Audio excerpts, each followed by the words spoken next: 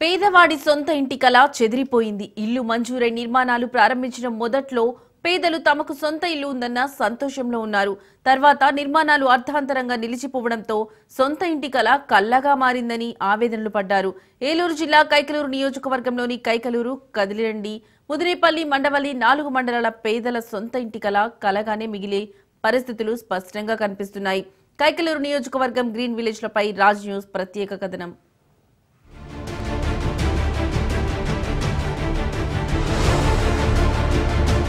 గత ప్రభుత్వ హయాంలో నియోజకవర్గ స్థాయిలో గ్రీన్ విలేజ్లకు సంబంధించి 11,344 ఇళ్ల స్థలాలు లబ్ధిదారులకు మంజూరు చేయడం జరిగింది. 11,344 మందికి స్థలాలను కేటాయించింది. జగనన్న కాలనీ పేరుతో పేదలకు ఇళ్ల స్థలాలు కేటాయించి ఇళ్లు నిర్మించి ఇస్తామని గత వైసీపీ ప్రభుత్వం లబ్ధిదారులను ఎంపిక చేసింది. కేటాయించిన స్థలాల్లో ఇల్లు కూడా తామే నిర్మించి ఇస్తామని అధికారులు లబ్ధిదారుడి వాటా డబ్బులు కట్టించుకున్నారు. అయితే అధికారుల అలసత్వమో ప్రభుత్వ వైఫల్యమో సకాలంలో ఇల్లు నిర్మించి ఇవ్వలేకపోయారు.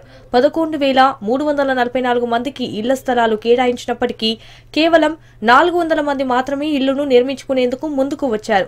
ఇల్లు నిర్మించుకోవడానికి ప్రభుత్వం ఇచ్చే 1,80,000తో పాటు లబ్ధిదారుడి వాటాగా 2,70,000 రూపాయలు చెల్లిస్తే ఇంటిని తామే నిర్మించి ఇస్తామని చెప్పిన అధికారులు ఈ నిర్మాణ బాధ్యతలు ప్రైవేటు సంస్థలకు అప్పగించారు.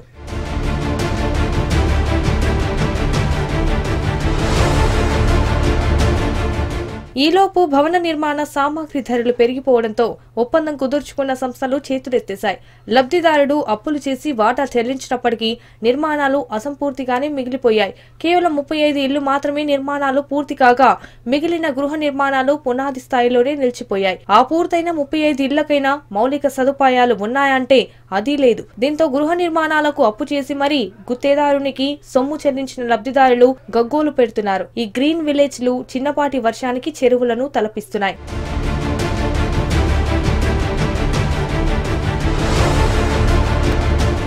రోడ్లు, డ్రైనేజీలు, మంచినీటి సౌకర్యాలు లేకపోవడంతో గ్రీన్ విలేజ్ లో నివసిస్తున్న ప్రజలు తీవ్ర ఇబ్బందులు గురవుతున్నారు.